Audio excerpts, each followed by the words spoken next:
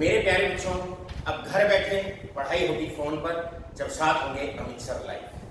सबसे पहले आज का वीडियो लेक्चर शुरू करने से पहले, लाइव क्लास शुरू करने से पहले अपने प्यारे बच्चों के लिए मेरा एक संदेश। मेरे प्यारे बच्चों, कल हमने अथक प्रयास किया, लेकिन नेटवर्क कनेक्टिविटी के कारण कल हम किसी कारणवश अपना लेक्चर पूरा नहीं कर पाए। इसके लिए हमें खेद है और हम ईश्वर से कामना करते हैं कि आने वाले लेक्चर्स में मुझे और मेरे बच्चों को हे परमपिता परमेश्वर, हे मां सरस्वती आशीर्वाद प्रदान करें, ताकि इस तरह के संसाधन हमारे और हमारे बच्चों की पढ़ाई के बीच में अवरोधक ना बन पाए। चलिए, क्योंकि हमारा कल का लेक्चर नहीं हुआ था, इसलिए आज हम बिना किसी इंट्रोडक्शन के और बिना किसी टाइम वेस्ट किए हुए शुरू करते हैं आगे का आपका जो लेक्चर होता है। लाडलो, शुरू करते हैं यहाँ से। आप जानते हैं अभी तक हम आपको पढ़ा चुके हैं, that is methods of finding the rate law and order of the reaction. Methods of finding the order of the reaction में और रेटलो कैसे निकाला जाता है, इसके अभी तक आपको 3 मेथड बताए जा चुके हैं और हम तीसरे मेथड को कंटिन्यू कर रहे हैं, that is integrated rate equations. हम कुछ इंटीग्रेटेड रेट इक्वेशंस की मदद से क्या करते हैं, ऑर्डर ऑफ द रिएक्शन निकाल लेते हैं। चलिए, इंटीग्रेटेड रेट इक्वेशंस में जीरो ऑर्डर की इंटीग्रेटेड रेट इक्वेशन क्या है, ये आपको बताया जा चुका है। आपको बताया जा चुका है फर्स्ट ऑर्डर की इंटीग्रेटेड रेट इक्वेशन क्या है। मैं आज का लेक्चर वहीं से शुरू करता हूं जहां पर हमें कल शुरू करना था।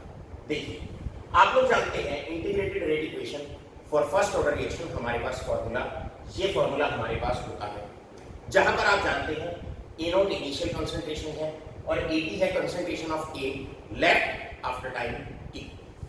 अब मेरे लाडले, ये जो इंटीग्रेटेड रेट इक्वेशन है फर्स्ट ऑर्डर की, ये हमारी फॉर्म चेंज होती भी रहती है। जैसे कि मान लो आपको ये कराया था कि अगर कोई गैसियस रिएक्शन हमारे पास है तो उस वक्त हम मोलर कंसंट्रेशन की बजाय हम गैसियस रिएक्शन का प्रेशर नोट करते हैं। तो आपको ये बताया गया था और वो न्यूमेरिकल ये वाला था, 2 moles of N2O5 forming 2 moles of N2O4 plus O2। याद करिए, 2 लेक्चर पहले हमने आपको ये रिएक्शन, ये वाला क्वेश्चन समझाया था। बहुत मोस्ट इंपोर्टेंट न्यूमेरिकल ये होता है। ये न्यूमेरिकल आपका इंपोर्टेंट होता है CBSE 12, नीट और JEE के लिए, तीनों के लिए। तो वहां पर याद करिए, हमने ये बताया था कि आप क्या करेंगे, जैसे तीनों की स्टार्टिंग में प्रेशर है, उस वक्त ये दोनों जीरो हैं। कुछ समय बाद क्योंकि ये गैस कम होना शुरू हो जाएगी, रिएक्टेंट टूटना शुरू हो जाता है, तो मान लो उसका प्रेशर बचा P0 - 2x। तो यहाँ पर हम इसी फॉर्म को फिर ऐसे लिखते हैं, P0 अपॉन P0 - 2x। मेरे लाडलो, तो ये जो इंटीग्रेटेड रेट इक्वेशन है, इसकी बहुत सारी फॉर्म होती है। मोस्ट कॉमनली यूज्ड फॉर्म ये है और गैसियस रिएक्शन में इस फॉर्म को हम ऐसे तब्दील कर लेते हैं। ऐसे ही और बहुत सारी integrated rate equation for first order की और बहुत सारी फॉर्म्स हमारे पास अवेलेबल है। जैसे आने वाली कुछ फॉर्म ये भी होती है, 2.303 upon T log of that is V0 upon Vt। कई बार हमें क्या होता है, मोलर कॉन्सेंट्रेशन हमें गिवन नहीं है रिएक्टेंट की, हमें प्रेशर गिवन नहीं है, तो कई बार क्या होता है, रिएक्टेंट की जो कॉन्सेंट्रेशन होती है वो वॉल्यूम की टर्म्स में दी हुई होती है। उस वक्त फॉर्मूला ये लगता है, volume at time t = 0 seconds and volume after time t। ऐसे ही और भी बहुत सारी फॉर्म आती हैं, जैसे कि 2.303 अपॉन टी log ऑफ, यहाँ पर आ जाता है V∞ अपॉन V∞ माइनस। जैसे कि हमारे पास ये क्वेश्चन यहाँ पर गिवन है।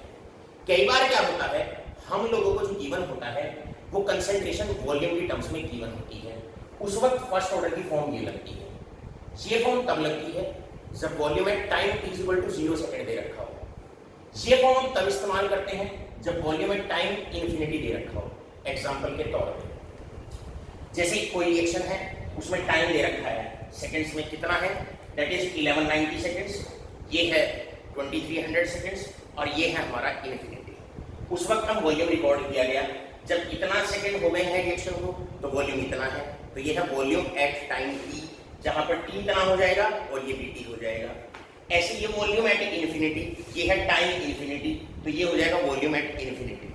यानी कि आपको यहाँ पर वॉल्यूम एट इन्फिनिटी गिवन है, इस वाले केस में कितना है वॉल्यूम एट इन्फिनिटी, चेक करिए, वॉल्यूम एट इंफिनिटी गिवन है, दैट इज 9.5 cc। ऑलराइट बच्चों, आपको गिवन है यहाँ पर टाइम इंफिनिटी है इस केस में। Alright, time is infinity at this case. आगे बढ़ते हैं नेक्स्ट। अब volume at time t, clear? Volume at time t पर मान लो यहाँ पर अगर मैंने टाइम लिया है 1190, तो उस वक्त वॉल्यूम है 5 यूनिट्स। अब हम आपसे कहें कि भाई इंटीग्रेटेड रेट इक्वेशन बताएं, आपसे कहें कि कैलकुलेट, आपसे कहते हैं कैलकुलेट रेट कांस्टेंट t निकालना है। तो अब आपको वॉल्यूम एट इंफिनिटी गिवन है, volume at time t given है, तो आप वॉल्यूम एट इंफिनिटी गिवन है, volume at time t given है, तो उस केस में आप क्या करते हैं, सीधा फॉर्मूला लगा देते हैं, k is equal to 2.303 upon t log of v infinity upon v infinity minus v। आपको v इंफिनिटी गिवन है, आपको vt गिवन है और आपको टाइम गिवन है, ये सब चीजें गिवन है, तो आप आसानी से k निकाल सकते हैं। लेकिन मेरे लाडले, कई बार रिएक्शन में ऐसा होगा, वॉल्यूम एट 0 भी गिवन होगा एंड वॉल्यूम एट इंफिनिटी भी गिवन होगा। यहां पर आप गौर फरमाएं, केवल और केवल आपको वॉल्यूम एट इंफिनिटी गिवन है, volume at time t equal to 0 second given नहीं है, तो ये वाला फॉर्मूला लगाना है। ऐसे ही बहुत बार क्वेश्चन में क्या होगा, वॉल्यूम एट 0 गिवन होगा, इंफिनिटी गिवन नहीं होगा, उस केस में आप क्या करेंगे, ये वाला फॉर्मूला आप लगाएंगे। और कई बार ऐसा होता है कि आपको दोनों ही गिवन है, अगर दोनों ही गिवन है तो फॉर्मूला लगाया जाएगा log of v infinity minus v0 upon v infinity minus v। ये फॉर्मूला आपको रेट कांस्टेंट के लिए तब लगाना होता है जब volume at time t equal to 0 second भी गिवन है और वॉल्यूम एट इंफिनिटी दोनों ही गिवन है। यहां पर अब डाटा नहीं, वॉल्यूम एट इंफिनिटी गिवन था तो केवल आपने फॉर्मूला सेकंड लगाया। ऐसे ही अगर न्यूमेरिकल में वॉल्यूम एट 0 सेकंड किया हुआ हो तो ये वाला फॉर्मूला लगाएंगे। और अगर नोट करें, अगर दोनों ही गिवन है, v0 भी गिवन है, v इंफिनिटी भी गिवन है, ये वाला फॉर्मूला लगाएंगे। ये हमारी first order integrated rate equation की कुछ अदर फॉर्म्स हैं लाडलो। लेकिन ये जितनी भी फॉर्म्स हैं, चाहे ये वाली फॉर्म है, चाहे ये वाली फॉर्म है, चाहे ये वाली फॉर्म है, और एक फॉर्म हमारी रोटेशन की फॉर्म में भी आती है, डिग्री ऑफ रोटेशन की फॉर्म में आती है, जहां पर आता है हमारा that is r0 minus r infinity, ये रोटेशन होता है, and rd minus r infinity. अब ये फॉर्मूले जो भी हैं हमारे, ये फॉर्मूले हमारे जो भी हैं, ये सीबीएसई का पार्ट नहीं है। हमने इसलिए कहा है क्योंकि ये एमसीक्यूज, जेईई और नीट का पार्ट है। अब ये जो फॉर्मूले हैं, ये क्लास 12 तक जो बच्चा तैयारी करता है, जो ग्रेजुएशन कोर्सेज में जाना चाहता है, उसे तो करने की आवश्यकता नहीं है। ऑलराइट, लेकिन जो बच्चा नीट और जेईई की तैयारी करता है, वो चाहे तो जितनी भी रिफ्रेशन है उनमें इन फॉर्मूले पर बेस्ड न्यूमेरिकल दिए हुए हैं, आप उन्हें ट्राई कर सकते हैं। हमने समझा दिया है आपको कैसे इन्हें अप्लाई करना है, ये हम आपको बता चुके हैं। सो फॉर 12th क्लास, चाहे वो सीबीएसई बोर्ड है, आईसीएसई बोर्ड है, करने की आवश्यकता नहीं है। लेकिन अगर आप नीट और जेईई की तैयारी कर रहे हैं तो हमने फॉर्मूले में कैसे वैल्यू पुट करनी है ये आपको समझा दिया है। तो आप आसानी से क्या कर सकते हैं, जितने भी रिफ्रेशर है, ऐसे क्वेश्चंस जिन पर भी आपको दिए हुए हैं, क्वेश्चंस दिए हुए हैं हर बुक के अंदर, आप उन्हें शॉर्ट आउट, सॉल्व आउट कर सकते हैं। चलते हैं और कौन कौन सी कॉमन फॉर्म है। इसके बाद एक कॉमन फॉर्म हमारे पास आती है, कॉमन फॉर्म आती है फर्स्ट ऑर्डर की, जो बहुत ज्यादा किताबों में देखने को मिलती है। किताबों में, बुक्स में आपकी एक और फॉर्म है जिसे हम बहुत ज्यादा देखते हैं, और वो फॉर्म कुछ इस प्रकार है, द फॉर्म इज लाइक, मान लो मेरे पास कोई रिएक्शन है, reaction is A forming the products, reaction है A forming the products, the reaction is like this, A forming the products. ये मेरे पास कोई रिएक्शन है। अब मान लो बेटा टाइम जब 0 है, जब 0 सेकेंड्स है, सो 0 सेकेंड है, उस वक्त इनिशियल कॉन्सेंट्रेशन है A, दैट इज A।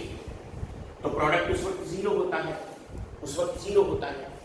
अब आपकी रिएक्शन मान लीजिएगा 10 सेकेंड चल चुकी है, तो A में से रिएक्टेंट का कुछ हिस्सा प्रोडक्ट में तब्दील हो जाएगा।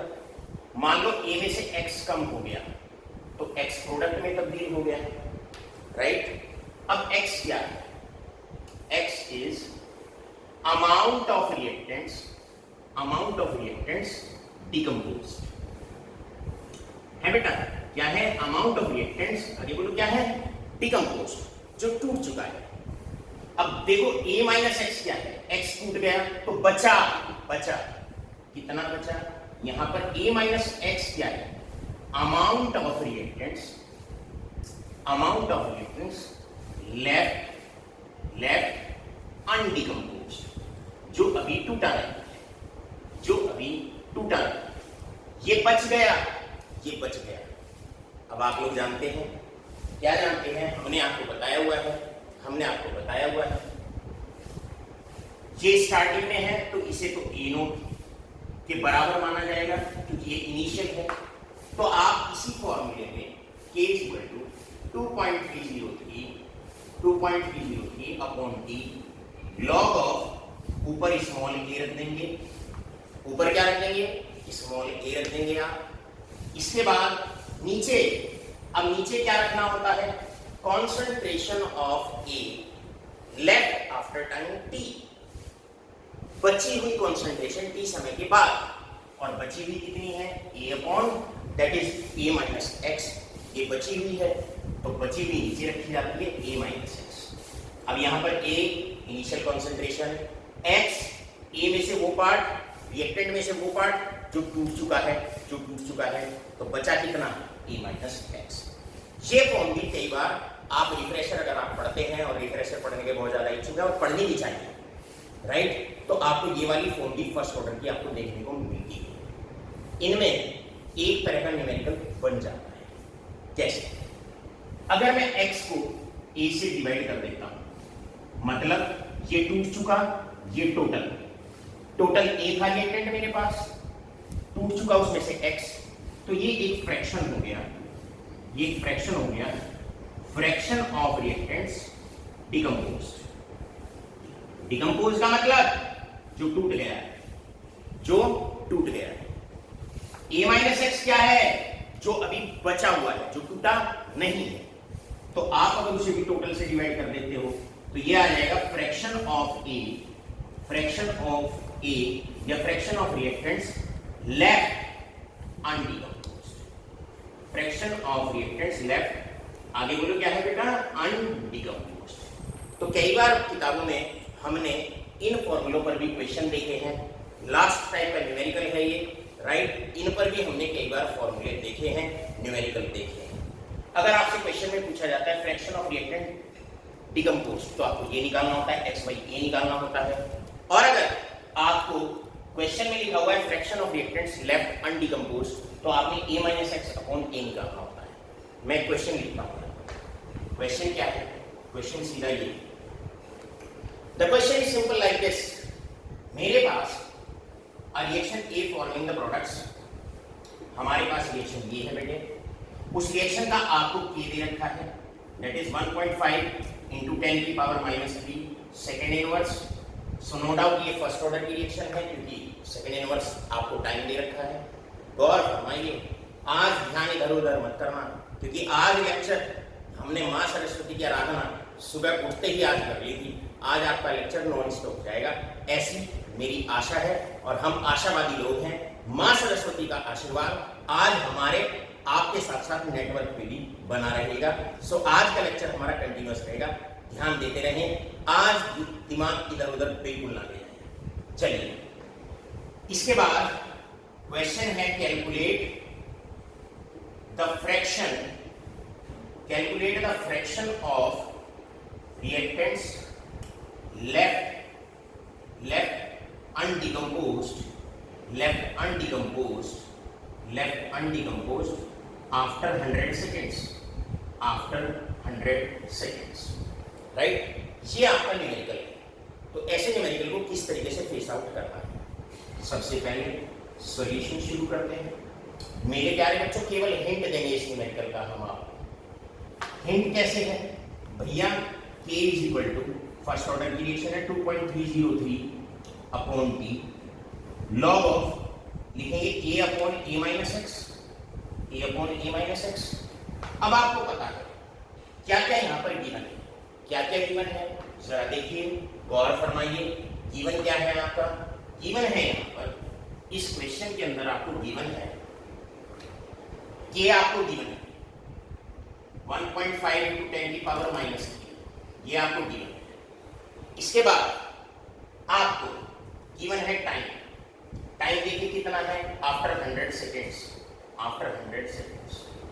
ऑलराइट, पूछा हुआ क्या है, फ्रैक्शन ऑफ रिएक्टेंट्स लेफ्ट अनडिकम्पोज्ड, यानी कि आपसे पूछा गया है a माइनस एक्स अपॉन ए, ये आपसे पूछा गया है।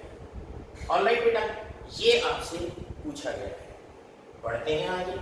भैया k आपको गिवन है, t आपको गिवन है, ऑलराइट, ये दोनों आपको गिवन है, ये भी आपको गिवन है, ये भी आपको गिवन है। Log of a upon a minus x, ध्यान इधर उधर मत ले जाओ, आज केवल और केवल फोकस करें। इसको मैं ऐसे भी लिख सकता हूं अकॉर्डिंग टू मैथमेटिक्स, ऐसे भी लिख सकता हूं। और अब आप समझ गए a minus x upon a क्या है, क्या है, ये है आपका फ्रैक्शन ऑफ रिएक्टेंट्स लेफ्ट अनडिकम्पोज्ड। बस ये आपको निकालना है, ये आपको निकालना है। इसके लिए आप सॉल्व कर लेंगे, क्योंकि इस फॉर्मूले में अब आपको k भी गिवन है, आपको t भी गिवन है। आसानी से, बड़े प्यार से अब आप a minus x upon a निकाल सकते हैं। इस क्वेश्चन का ये हिंट हमने आपको दे दिया। ऑलराइट मेरे प्यारे बच्चों, important types of first order में अब आपका लास्ट न्यूमेरिकल और लास्ट टाइप का न्यूमेरिकल अब आपके सामने। लास्ट में अब हम पढ़ते हैं और फर्स्ट ऑर्डर का जो हमारा फॉर्मूला होता है, फर्स्ट ऑर्डर का जो हमारा फॉर्मूला है, उसकी एक और एप्लीकेशन आप लोगों के सामने हम पेश करते हैं। फर्स्ट ऑर्डर का डे टू डे लाइफ में सबसे इंपॉर्टेंट ये फॉर्मूला है फर्स्ट ऑर्डर का 2.303 अपॉन टी। सबसे ज्यादा कॉमन फॉर्म ये है log of A nought upon A T, है ना लाडो? ये है आपकी बहुत इंपॉर्टेंट, बहुत ज्यादा कॉमन फॉर्म ये है। इसके साथ साथ गैसियस रिएक्शन में आपने देखा था, जो एग्जांपल सर ने कराया था उसमें आपने देखा P naught upon P note minus 2x, जहां पर x आया था PT minus P note, PT minus P note. इसकी जगह हम ये भी लिख सकते हैं। और अभी आपने देखा कि आप a naught upon A T की जगह आप लिख सकते हैं a upon a minus X. So मेरे लाडलो, ये हमारी तीन कॉमन सी फॉर्म है जो फर्स्ट ऑर्डर काइनेटिक्स को फॉलो करती हैं, या फर्स्ट ऑर्डर काइनेटिक्स के फॉर्मूले में ये तीन मोस्ट कॉमन सी यूज्ड फॉर्म इसकी है। ऑलराइट, अब एक और application of first order kinetics, first order kinetics. हमारी जितनी भी रेडियो एक्टिव रिएक्शंस होती हैं, रेडियो एक्टिविटी हालांकि आपके सिलेबस में नहीं होता अभी, लेकिन उस पर बेस्ड एक न्यूमेरिकल आपके सिलेबस में होता है, तो गौर फरमाइए। 12th क्लास आईसीएसई सीबीएसई, गौर फरमाइए। जितने भी हमारे रेडियो एक्टिव डीके होती हैं, रेडियो एक्टिव डिसइंटीग्रेशन रिएक्शंस होती हैं, डिसइंटीग्रेशन रिएक्शन होती हैं, ये सब आपकी फर्स्ट ऑर्डर काइनेटिक्स को फॉलो करती है। मैंने कहा जितनी भी हमारी रेडियो एक्टिव रिएक्शंस होती हैं, जितने भी हमारे रेडियो एक्टिव डिसइंटीग्रेशन रिएक्शंस होती हैं, ये सब के सब फर्स्ट ऑर्डर काइनेटिक्स को फॉलो करते हैं, ओबे करते हैं। पढ़ते हैं आगे।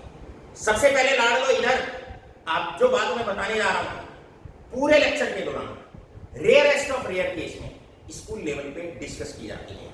सो गौर फरमाइए, इधर देखिए सारे के सारे। आज हम जो बात करने वाले हैं वो केवल और केवल पढ़ाई से संबंधित बात करेंगे। आज बिल्कुल भी केमिस्ट्री के अतिरिक्त कोई और बात डिस्कस नहीं होगी। ऑलराइट, सुनिएगा। रेडियो एक्टिविटी का मतलब होता है जब कोई सब्सटेंस या एलिमेंट कंटिन्यूअसली अपने अंदर से अल्फा पार्टिकल, बीटा पार्टिकल और गामा पार्टिकल छोड़ता रहता है। अगर कोई अपने आप ही ये अल्फा, बीटा, गामा पार्टिकल छोड़ता है कोई सब्सटेंस, इस फिनोमिनन को रेडियोएक्टिविटी कहा जाता है। अगर कोई अपने आप छोड़ रहा है तो नेचुरल रेडियोएक्टिविटी। और किसी सब्सटेंस या एलिमेंट पे अगर हम प्रोटॉन फेंक के मारें या हम स्ट्राइक कराएं न्यूट्रॉन को और तब वो alpha particle, beta particle, gamma particle release करता है तो उसको आर्टिफिशियल रेडियोएक्टिविटी कहा जाता है। चलो खैर, ये तो पार्ट हो गया साइड में। रेडियो एक्टिविटी का जितनी भी रिएक्शंस होती हैं जिनके अंदर रेडियो एक्टिव एलिमेंट्स होते हैं, लाइक यूरेनियम, प्लूटोनियम, कार्बन 14, आप डे टू डे लाइफ में कार्बन 12 पढ़ते हैं, लेकिन कार्बन का एक रेडियो एक्टिव फॉर्म भी होता है जिसे कार्बन 14 के नाम से पहचाना जाता है। जिन रिएक्शंस के अंदर ये रेडियो एक्टिव एलिमेंट्स होते हैं उन रिएक्शंस को रेडियो एक्टिव रिएक्शंस के नाम से पहचाना जाता है। ऑलराइट, अब इंपॉर्टेंट क्या है? इंपॉर्टेंट ये है, amount of radioactive substance tells the age of the sample, tells the age of sample। गौर फरमाइए बेटे, सर ने क्या कहा? इसकी एप्लीकेशन हमारी जिंदगी में ये है कि अगर हमारे पास किसी भी सब्सटेंस के अंदर रेडियोएक्टिव एलिमेंट कितना है उससे हम उस सैंपल की एज निकाल सकते हैं। आपने सुना होगा कई बार गांव में, देहात में लोग ये कह देते हैं ये पेड़ इतना पुराना है। हम कई बार ये कह देते हैं कि यमुना का जो पुल बना हुआ है, हमारे यहीं पर बना हुआ है, गोरीपुर में बना हुआ है, बागपत के अंदर एक ही पुल है, ऑलराइट, जिससे हम हरियाणा जाते हैं, तो हम ये कह देते हैं कि 50 साल पुराना है और अभी 25 साल और चलने वाला है। उसके बाद गवर्नमेंट को या तो नया पुल बनाना पड़ेगा या इस पुल को रिपेयर कराना पड़ेगा। कैसे पता लगता है? इसको पता लगाने का एक बड़ा साधारण सा तरीका होता है कि उस सब्सटेंस के अंदर रेडियो एक्टिव एलिमेंट को देख लीजिए, उसका कितना अमाउंट है। और रेडियो एक्टिव एलिमेंट का जो अमाउंट होता है उससे हम एज आसानी से बता सकते हैं। क्यों? रेडियो एक्टिव एलिमेंट क्या होता है? क्योंकि वो पार्टिकल छोड़ता रहता है, गौर फरमाएं, छोड़ता रहता है तो धीरे धीरे खत्म होता रहता है। और ऐसा माना जाता है जैसे ही वो धीरे धीरे पार्टिकल छोड़ता रहता है, एक समय आएगा जब वो धीरे धीरे उसका अमाउंट कम होता रहेगा, एक समय आएगा जब वो कंप्लीटली खत्म हो जाएगा। उसे उस सैंपल की एज कहा जाता है। यानी कि समय जो लगता है किसी रेडियो एक्टिव सब्सटेंस को कंप्लीटली खत्म होने में, that is the age of the sample. इस पर based last numerical, last type of numerical question है हमारे पास। सर्वे, अब शॉर्टकट में मैं लिखता हूं, alright, a sample of would, a sample of wood piece is taken, a sample of wood piece is taken, alright बेटे, एक लकड़ी का टुकड़ा लिया गया और उसके अंदर कार्बन 14 का जो अमाउंट है, amount of carbon 14 is found to be 80% in living tree,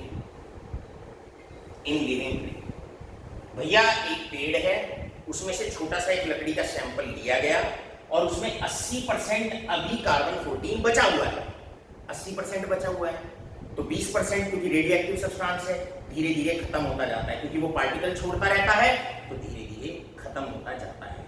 फिलहाल मौजूदा स्थिति ये है कि उसके अंदर अभी कार्बन 14 जो रेडियोएक्टिव एलिमेंट है वो 80% अभी बचा हुआ है। Half life of carbon 14 is, half life is 5730 years. ये now calculate the age of the sample, मेरे लाडलों, सॉल्यूशन शुरू करते हैं। क्लियर है? आप जानते हैं इसके अंदर रेडियोएक्टिव एलिमेंट है और अभी हमने कहा, ऊपर देखो एप्लीकेशन, जो रेडियोएक्टिव डिके होते हैं या डिसइंटीग्रेशन होते हैं, बाय डिफॉल्ट कौन से ऑर्डर को फॉलो करते हैं? First order. इसका मतलब जहां भी रेडियोएक्टिव एलिमेंट अगर आपको किसी क्वेश्चन में दिखाई पड़े, नोट कर लीजिए, सीबीएसई 12 के लिए इंपॉर्टेंट क्वेश्चन है, बहुत बार एग्जामिनेशन में पूछा जा चुका है। यहां पर इसका मतलब ये फॉलो करता है फर्स्ट ऑर्डर काइनेटिक्स को फॉलो करता है, इसको फॉलो करता है। 2.303 upon D log of A not upon A. Alright, यानी ये फर्स्ट ऑर्डर काइनेटिक्स को फॉलो करता है। लाड लो, बढ़ते हैं आगे। 80% अभी बचा हुआ है, यानी कि अगर स्टार्टिंग में अगर 100 मोल्स हैं, तो बचा हुआ है 80%, यानी कि उस वक्त 80 है आपका 80। तो इस परसेंटेज से दो बात तो क्लियर हो गई, अगर इनिशियल 100 था तो भी बचा हुआ है कितना 80। ऑलराइट, बढ़ते हैं आगे। आपको हाफ लाइफ दी हुई है, हाफ लाइफ इज 5730। तो यहां से आप लोग जानते हैं k is equal to 0.693 upon k upon t half. भैया t half is equal to 0.693 upon k होता है। मैं k को ऊपर ले गया, टी हाफ को नीचे ले आया। अब यहां पर हम वैल्यू रख देंगे 0.693 अपॉन टी हाफ, और टी हाफ ये है आपके पास, यानी कि 5730। यहां से जो किया आएगा वो ईयर इनवर्स में आएगा, ईयर इनवर्स में। सो लाडलो, इसमें तीन चीजें आपको गिवन है, यानी कि आपको ये भी गिवन है। कितना है वैल्यू पुट करते हैं 0.693 अपॉन दैट इज 5730। इसके बाद 2.303 अपॉन टी। अरे भैया calculate the age of the sample, समय निकालना है, तो टी आपको निकालना है लाडले, यानी कि लॉग ऑफ 100 अपॉन 80। जब आप इसे सॉल्व करेंगे तो आंसर आएगा, जब इसे आप सॉल्व करते हैं तो यहां से हमारा जो आंसर आता है दैट इज 1845 ईयर्स, 1845 ईयर्स, यानी कि आपको समय निकालना है। आंसर ईयर्स में क्यों आया? क्योंकि आप लोग जानते हैं जो हाफ लाइफ है वो ईयर्स में दे रखी है, तो समय जो आएगा वो ईयर्स में आएगा। ऑलराइट, इस प्रकार आपका जो लास्ट टाइप का न्यूमेरिकल था वो भी हमने यहाँ पर कवर अप करा दिया। गौर फरमाएं, हमने कहा लास्ट टाइप का जो न्यूमेरिकल्स है वो हमने आपको कवर अप करा दिया। मेरे लाडलो, बहुत गौर से अब कमेंट सेक्शन से आप अपना ध्यान हटा लीजिए, इधर उधर से हटा लीजिए, और आप जल्दी से बढ़िया करके एक एक पार्ट को फोकस करते हैं जो हम आपको बता रहे हैं। ऑलराइट, यहां पर आकर फर्स्ट ऑर्डर काइनेटिक्स के जितने भी न्यूमेरिकल होते हैं हमने लगभग कोशिश की, ना कि केवल सीबीएसई और आईसीएसई बल्कि नीट और जेईई के क्वेश्चंस की आप लोगों के आसानी से निकल जाएं, ऐसा हमारा प्रयास रहा। हमने टाइप्स बनाकर, एक एक टाइप बनाकर अलग अलग आपको एक्सप्लेन किया। होमवर्क के लिए मैं कहता हूं कि होमवर्क के लिए आप एनसीईआरटी न्यूमेरिकल है दैट इज 4.17, आप उसे इस क्वेश्चन को करने के बाद आप उस क्वेश्चन को ट्राई करें। ये भी जो क्वेश्चन था हमारा, ये एनसीईआरटी का क्वेश्चन था।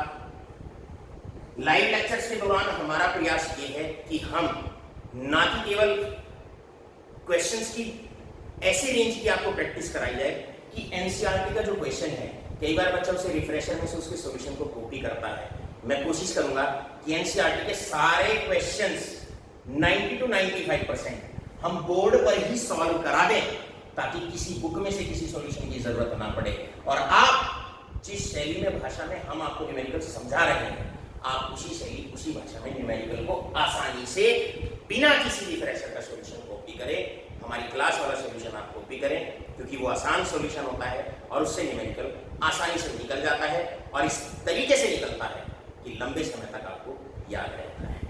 मेरे प्यारे बच्चों, स्क्रीनशॉट लीजिए, बढ़ते हैं आगे। देखिए,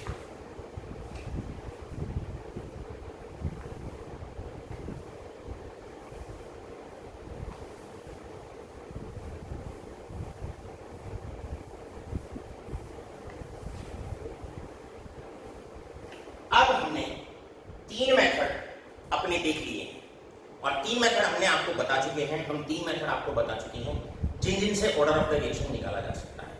एक बार रिकैप करते हैं। पहला हमने आपको बताया ग्राफिकल मेथड, दूसरा पोस्ट होल्ड आइसोलेशन मेथड, और तीसरा मेथड डिटेल में चल रहा था जिससे ऑर्डर ऑफ द रिएक्शन बताया जा सकता है या रेट लॉ बताया जा सकता है, that was basically integrated rate equations. लाडलो 12th क्लास स्टूडेंट्स, मेरे बहादुर बच्चों, अब हम चलते हैं लास्ट टाइप, फोर्थ टाइप पर। और फोर्थ टाइप है हमारा, fourth type is that is half life method.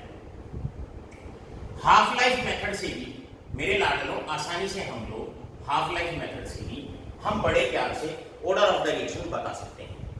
अगर हमें किसी रिएक्शन की life half life different initial concentrations पर गिवन है तो हम क्या कर सकते हैं, आसानी से ऑर्डर ऑफ द रिएक्शन बता सकते हैं। कैसे? देखिए बेटा, हमारे पास मान लीजिएगा से फॉर एग्जांपल अगर कोई रिएक्शन जीरो ऑर्डर की है, अगर हमारे पास कोई रिएक्शन जीरो ऑर्डर की है, मैं आपसे पूछता हूं तो जीरो ऑर्डर में हाफ लाइफ आपको बताया गया था कि this is equal to a nought upon 2k, ये फॉर्मूला था, ये फॉर्मूला था। अगर हमारे पास कोई रिएक्शन फर्स्ट ऑर्डर की है, फर्स्ट ऑर्डर की है, तब हमारे पास एक फॉर्मूला था that is T half is equal to 0.693 upon k, ये फॉर्मूला हमारे पास था। We were having this formula, ये फॉर्मूला हमारे पास था। बढ़ते हैं आगे, अब इसे जनरलाइज करते हैं, जनरलाइज करते हैं। देखिएगा, इस ए नोट को अगर मैं नीचे लाता हूं तो मैं इसको ऐसे भी लिख सकता हूं that is 1 upon 2k multiplied by A nought की पावर माइनस।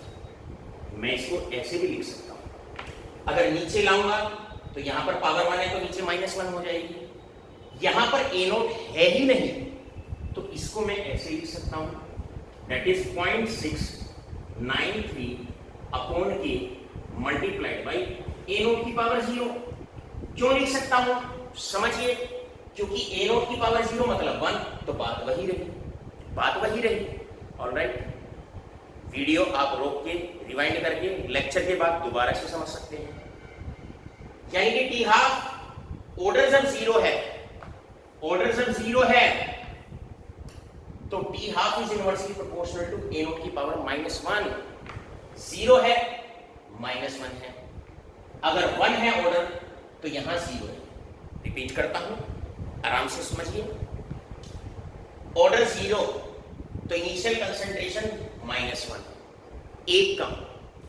ऑर्डर 1 तो ए नोट की पावर 0, एक कम। यानी कि मैं ये कह सकता हूं कि जो हाफ लाइफ होती है it is directly proportional to 1 upon initial concentration की पावर। जो भी ऑर्डर होता है, अगर 0 है तो यहाँ -1 होगा, यहाँ 1 है तो यहाँ 0 होगा, मतलब एक कम, उसमें से एक कम। तो फॉर्मूला क्या आया हमारे पास, t half is inversely proportional to that is initial concentration की पावर n-1, जहां पर n क्या होता है, order of the reaction. n क्या होता है हमारे पास, ऑर्डर ऑफ द रिएक्शन। भैया इसको करेंगे t half is equal to k multiplied by 1 upon initial concentration की पावर n-1। ऑलराइट, अब एक बड़ा अच्छा सा न्यूमेरिकल हमारे पास आता है। जैसे अब यहां पर चलो पहले फॉर्मूला पूरा कर लेते हैं।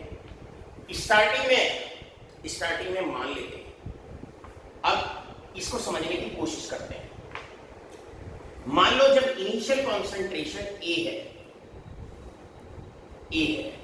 उस वक्त हाफ लाइफ आपकी दैट इज ये है टी हाफ 1। क्लियर है? ये से फॉर एग्जांपल इनिशियल कॉन्सेंट्रेशन अगर ए है, उस वक्त हाफ लाइफ है, हाफ लाइफ 1। अब मान लो, या इसे हम कह देते हैं जब इनिशियल कॉन्सेंट्रेशन ए नोट 1 है, मान लो उस वक्त हाफ लाइफ टी हाफ 1 है। अब उसी रिएक्शन में हम लेते हैं इनिशियल कॉन्सेंट्रेशन, चेंज कर देते हैं, ए नोट 2 कर देते हैं, ए नोट 2 कर देते हैं, तो हाफ लाइफ हो जाएगी आपकी दैट इज टी हाफ 2।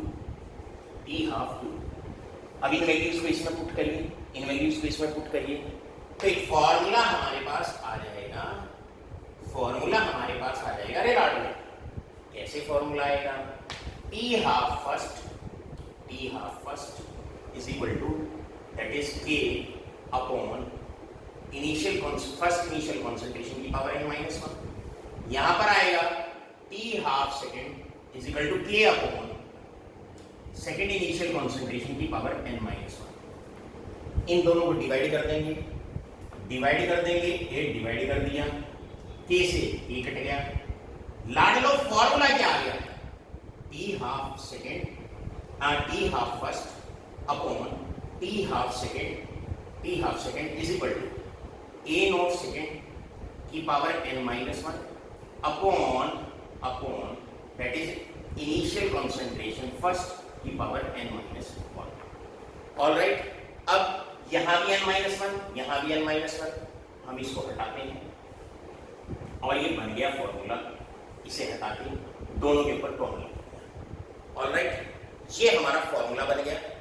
अगर दो अलग अलग इनिशियल कॉन्सेंट्रेशन एक रिएक्शन की गिवन हो और अगर दो हाफ लाइफ अलग अलग इनिशियल कॉन्सेंट्रेशन पे आपको गिवन हो, अगर ये चारों चीज आपको गिवन हो तो इस फॉर्मूले से ऑर्डर ऑफ द रिएक्शन बताया जा सकता है। लाड लो, तनिक ठहरो, तनिक ठहरिए, समझो पहले बात को। आपको प्यारे बच्चे, आपको अगर किसी रिएक्शन में दो हाफ लाइफ गिवन हो और दो अलग अलग इनिशियल कॉन्सेंट्रेशन गिवन हो, या इसको मैं ऐसे भी कह सकता हूं, दो अलग अलग इनिशियल कॉन्सेंट्रेशन पे दो अलग अलग हाफ लाइफ आपको गिवन हो, तो आप ऑर्डर ऑफ द रिएक्शन निकाल सकते हैं। अब मैं डिस्कस करूंगा एक वो क्वेश्चन जो बोर्ड में काफी बार पूछा गया है। क्वेश्चन कैसा है? क्वेश्चन कुछ इस प्रकार है, जरा गौर फरमाइए। क्वेश्चन कुछ इस प्रकार है। क्वेश्चन लिखते हैं इधर,